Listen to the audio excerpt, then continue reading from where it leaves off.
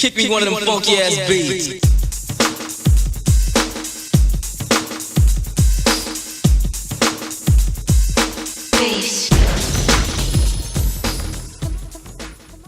Hello YouTube, it's Rollie, welcome back, episode 3 of Euro Truck Simulator.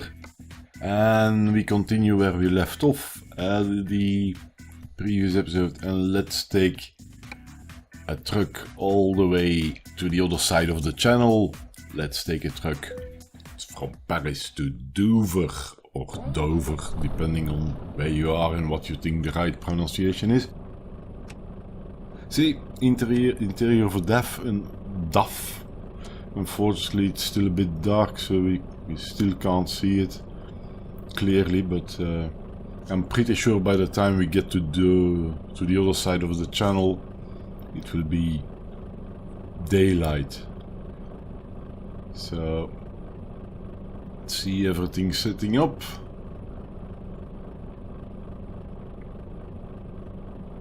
Some of the dashboard settings, so, but anyway.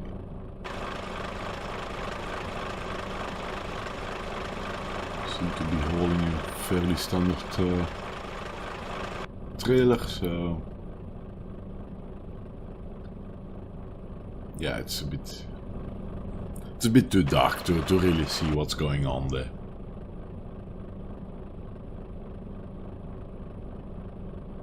Let's put this thing in gear and go.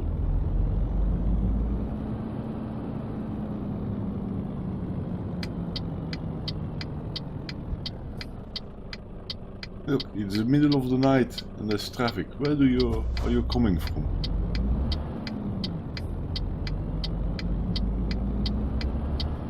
Although middle of the night. Yeah, it's 3 in the morning. It's 3 in the morning and looks like summer because it isn't that dark anymore. So we're gonna see when the sun rises. Let's get on route.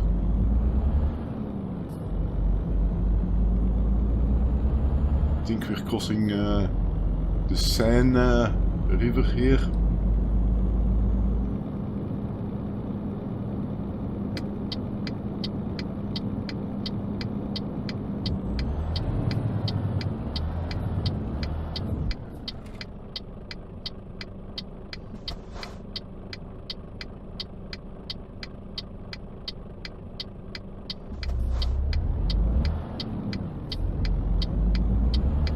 Alrighty. Either the lorry is not as heavy as I thought, or this DAF has a bigger engine as I expected. Doesn't feel sluggish, so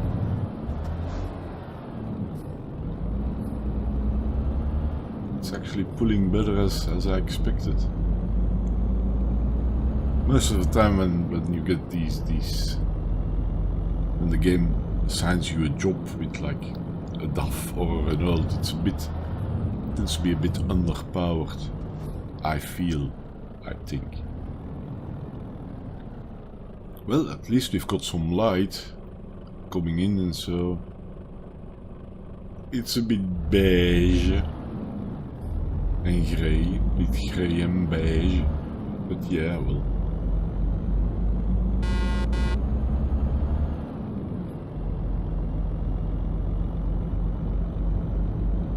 It's a plasticky dashboard. I think the higher model has wood inlay. I think. I'm not sure. We have to check that out later on. We have to check that out.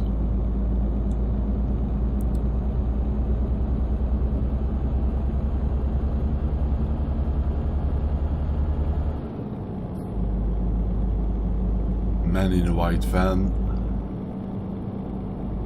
That's a joke for the British people. The white van man.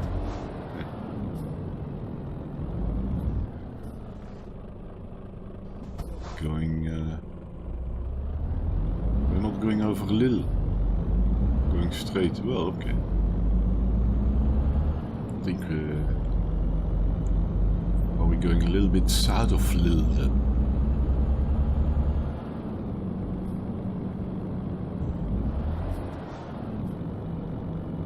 Well, looks like traffic is a bit picking up.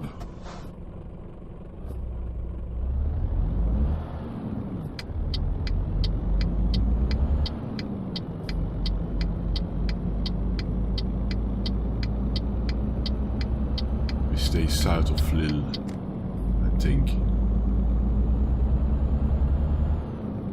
Might be that we will be crossing Lille, or we will be crossing, or basically passing underneath Lille, I think. I'm not sure anymore. Ah, we'll see. We'll see.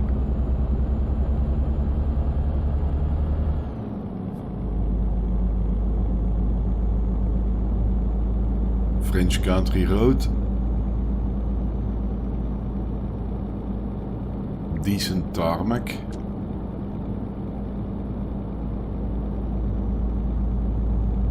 Now we're going to Calais now. Oh, I can't remember. I should have looked better at the job information. Are we going by boat, or are we taking the Channel Tunnel? Oh, well, I guess we'll find out when we get there.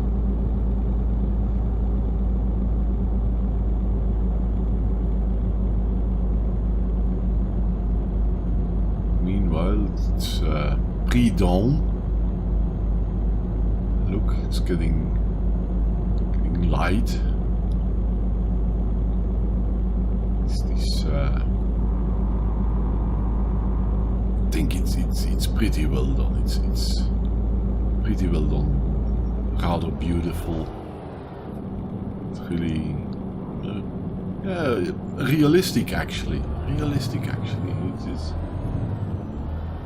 And I just love these moments, also in real life, when you're on the road. Just this pre-dawn moment, just before sunrise, when everything gets lighter, clearing up. In a couple of minutes, the sun just peeks over the horizon. It's poetic, probably. Maybe I've got a romantic soul, I don't know. I love it, this kind of looks. Of course, then the sun is up, and then it basically is just in front of you, and you'll be driving into the sunrise, and be blinded for half of the way, but yeah. I need to offset the romantic thing, you know. There you go, slightly rosy in the distance.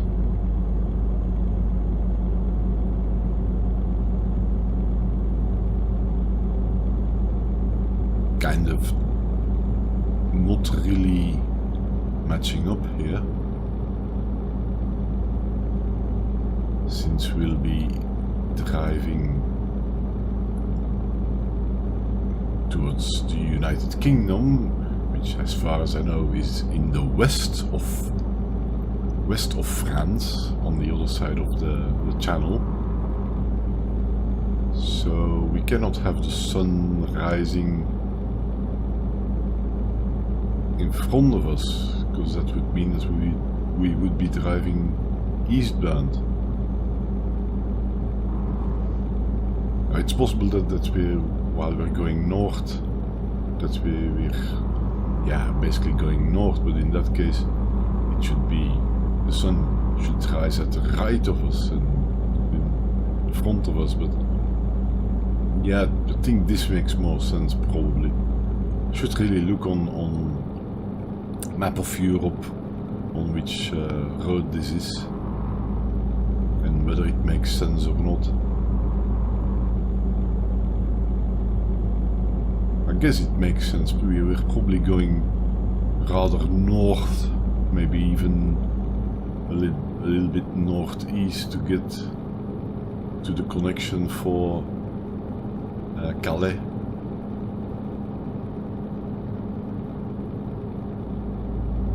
In a way it makes sense. Look how it's clearing up out of the sun. And then we get the rosy fingers of dawn.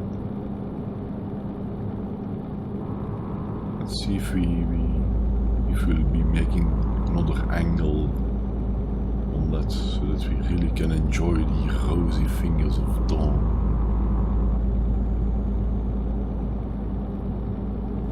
Yes, keep your attention on the road instead of like being poetic.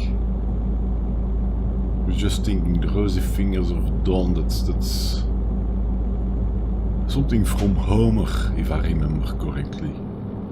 The Iliad or Odysseus or something like that. Oh look, God rays. Like, sometimes this game is really, really beautiful. Like I said, it's probably more likely being me who likes this kind of atmosphere versus the game being really that beautiful. Just me looking at it through rosy colored glasses or something like that. I don't know. How far out are we? Don't think that far anymore. And of course rain, so there goes the poetic rosy fingers of dawn. Let's replace the bluish and pinkish sunrise with grey and rain. Yeah, well, it happens. It happens.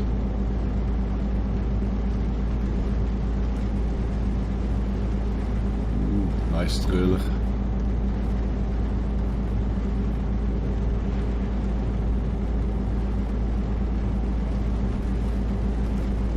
Are we there yet? Are we there yet? Are we there yet?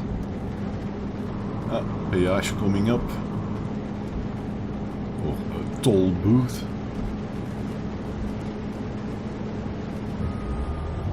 Yeah, just take one of the car toll booths. It's not that busy, it's not that we're annoying a lot of motorists at this point. I still should try to get this right so that I don't really have to stop, but we'll get there, we'll get there. Might take me another 20 or 30 trips, but eventually we'll get there.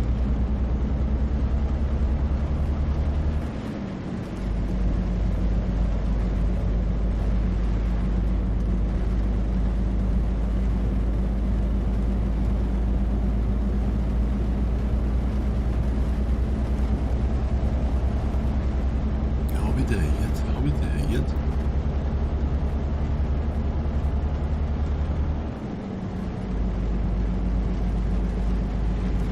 .30 in the morning, and the ETA is at 7:12.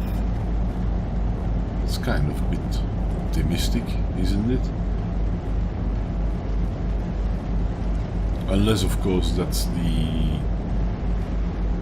ETA for the train or the boat when we get there. Unless, yeah, of course, we've got an hour and 1 hour difference with the UK, so.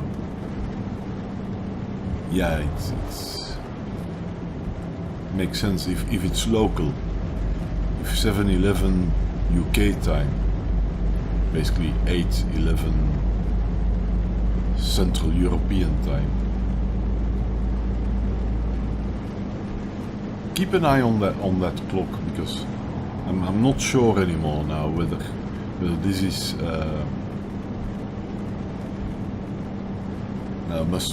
Must be UK time, because we're almost at the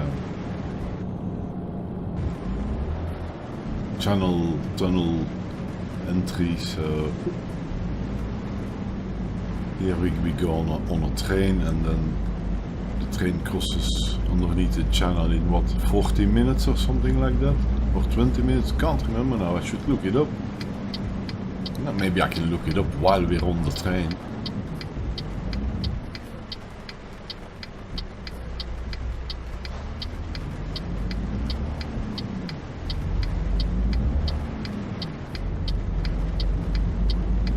I miss the old Hoover speed. Has been decommissioned for a couple of years now, but yeah, I frequently crossed the channel, either through Dover or Dover Calais, or Folkestone Calais, or from Hull to Zeebrugge.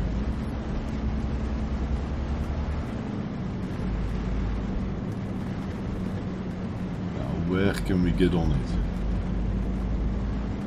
Ah, here we go.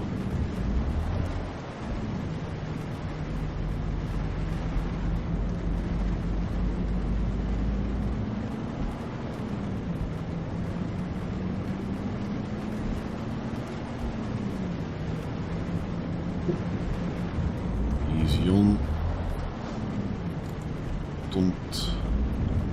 Let's try to not hit anything.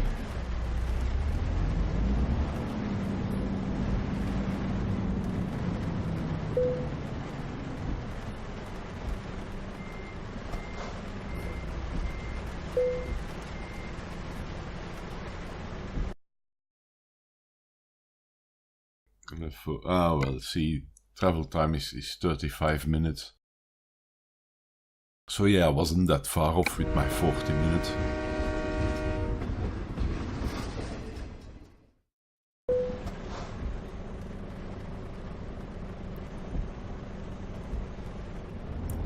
Alrighty, let's get off the train without hitting anything, without breaking anything.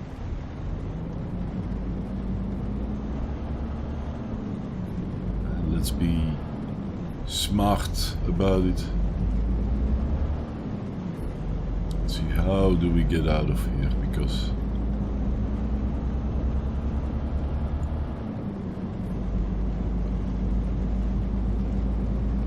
up the ramp and then right, I think.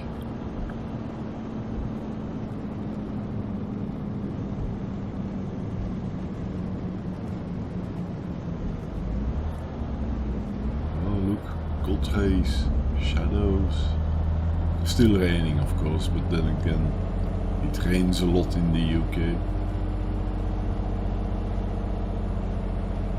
Is the road clear? Well, it better be clear.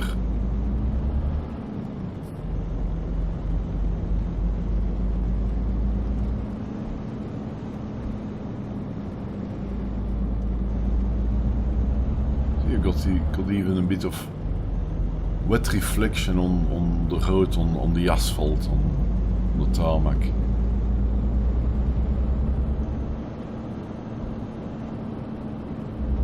It's one of those things that at some level it's detailed, at some level it's still, of course, a simulation, a game. So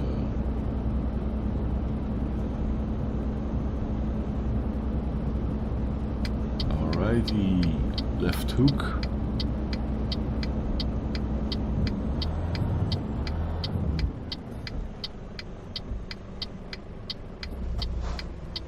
Okay, road is clear. Let's not forget to drive on the left. That's not an issue for me. I've lived in the UK for several years, and I drove my bike over there. I drove a car over there. Drove a truck over there. So I have no issue at all driving on the left side of the road.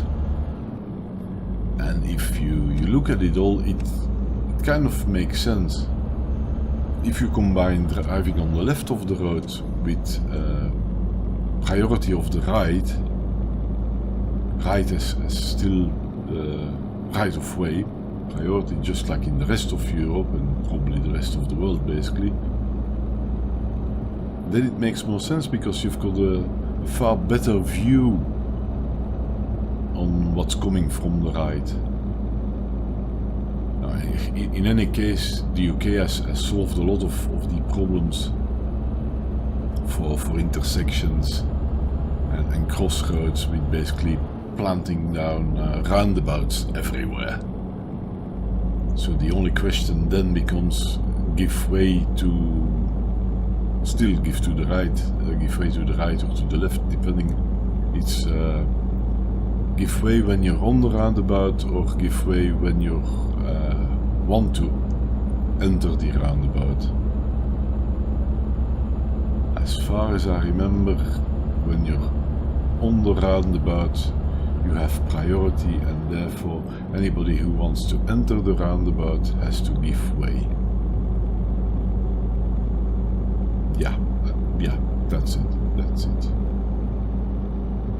I'm pretty sure. And now I'm doubting that a little bit, of course. But anyway.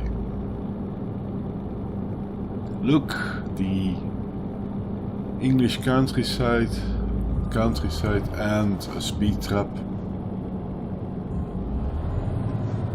We managed to avoid the speed trap, but we've bled off a lot of speed.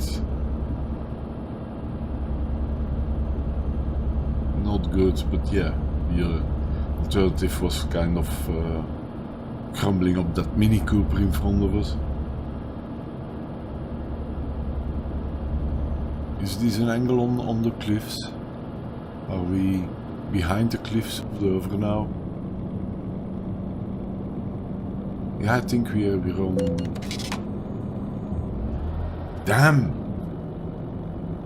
That's gonna cut into our profits. Yeah, this is the Dover port, so we were behind the cliffs of Dover.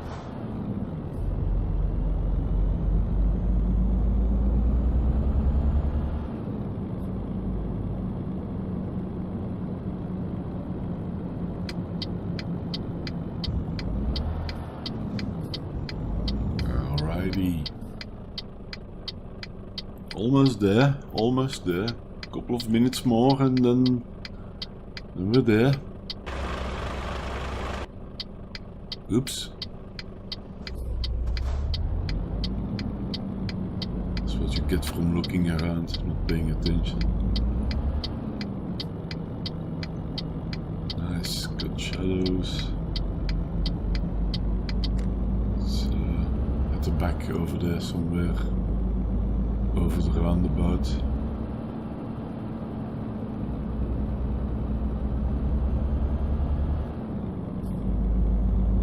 Yeah, we've got some of the cliffs. Now, it's really something, if you got a chance to visit Dover. And especially the cliffs, the white cliffs of Dover, but the military base which was built into the cliffs, overlooking the channel, looking towards France. Lookouts by the Second World, even before the Second World War. So you can visit them. It's worth it. And on top of the cliffs then you've got Dover Castle, it's also worth to visit. But actually the best way to really appreciate it, visiting Dover, is coming in from France. Coming in from France with a ferry. Coming in with a ferry from France, so that you really see, if it's a good day, if it's not raining, if it's not a bad day. So coming in from France on a ferry on the channel, the North Sea Channel, so you can really see the White Cliffs rise. And then when you pull into the port, whether it be Folkestone or Dover, preferably Dover itself, and then from there you, it's mostly walking actually, although there is some tram or public transport, but mostly walking, just to get in, and stairs, lots of stairs, just to get into the cliffs, into the base, the observation points which was hacked out in the cliffs. It's really worth it. And then on one of the coastal roads, get the typical British fish and chips and mushy peas meal. Just, yeah, you're a tourist and just behave like a tourist, you know. Let's see. I should pay a bit more attention on what I'm doing here, because I'm not gonna get there. Maybe by miracle this might work out, but yeah, I'm way too far off the center. That's what you get when you're trying to be kind of like a tourist guide, an advocate for the United Kingdom, for Dover Castle, the White Cliffs, Dover Port. Should be paying a bit more attention to driving instead of being like a tourist guide. Anyway, we more or less made it. And if I don't screw this one up, don't overswing it, don't overswing it. Straight out. Straighten it out, straighten it out. Should be it, this should be it, yes! And what do we get for this? Oh yeah, look around. See, it's all a bit grey, but yeah, it's not a bad truck. It's a bit, yeah, you know. Okay. 4,500. A lot of XP, and we've leveled up one level, so we can get an extra point in. Now, where should we take the extra point? An ADR certificate or a long distance? I don't know. I think long distance would be better. Then again, taking an ADR gives you more different types of cargo. And like I said, explosives, for example, it pays a little bit better. For the simple reason it are explosives. If you do stupid things, you blow yourself up. Corrosive substances.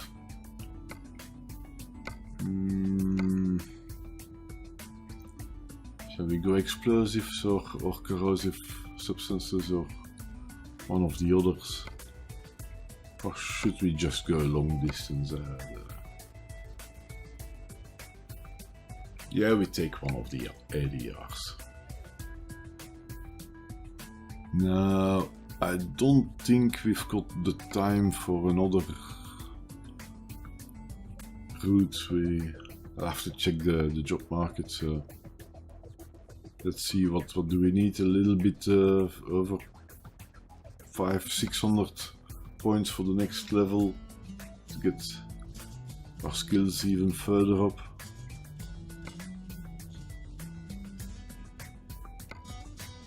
We've got about 22,000 euros in the bank. Still not enough. Like I said, I don't want to go too high on loans, because the payback is a bitch. And it's really stressing. If you don't have any leeway, you cannot afford basically to buy a truck and then crash it the same day, so to speak.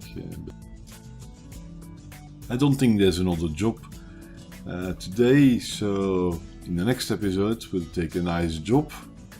So I would love to see you back on the next episode. Meanwhile, if you like it, please like, share, subscribe, but above all, keep on rocking.